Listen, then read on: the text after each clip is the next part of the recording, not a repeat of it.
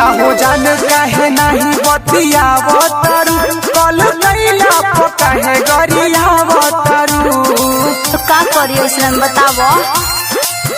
काहो जान काहे नहीं बतियावतारू कल कैला तो काहे गरियावतारू। सुना बोला ना तोहरे कारण हो का बोलना तोहरे कारण कुल ही खेला बड़ी यार हो गईल।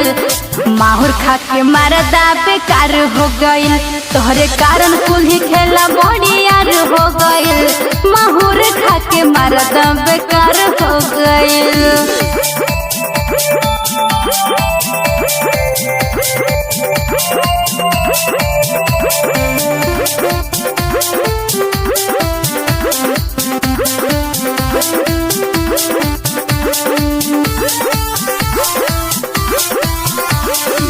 भइल जेवन सब बतिया भुला जा थोड़ी के नदिया के नैहर से आजा। ना ना ऐसा ना होई।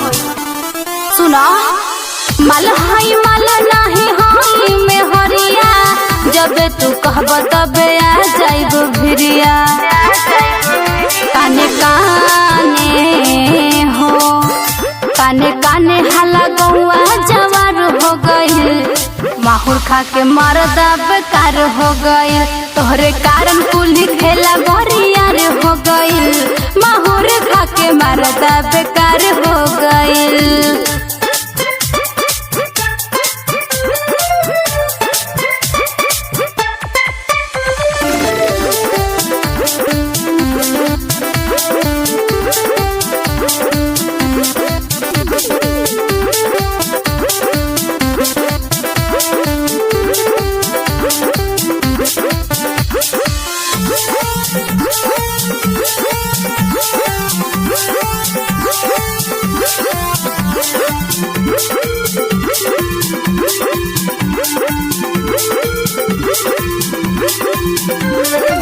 कके बहाना कोनो काहे न मनावले फोन में रिकॉर्डिंग कुल ही बतिया उड़ावले।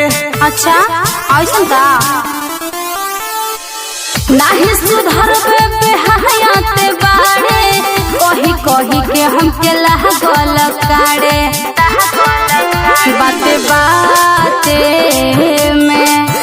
बाते बाते मियाँ बीबी में मार हो गईल। माहुर खा के मरदा बेकार हो गईल। तोहरे कारण कुल ही खेला बरियार हो गईल। माहुर खा के मरदा बेकार हो गईल।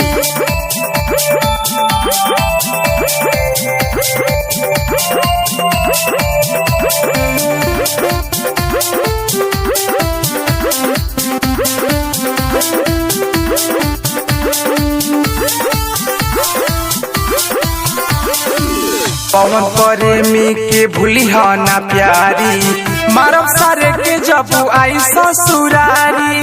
ना ना ऐसा मत करियो। अरे नी पाओ प्यार अबोले भुला जा पूरन नगेंद्र ना मिली मारे के मजा। राहु रोशन हो गिद्धू पपुअन के प्यार में तोहार हो गईल।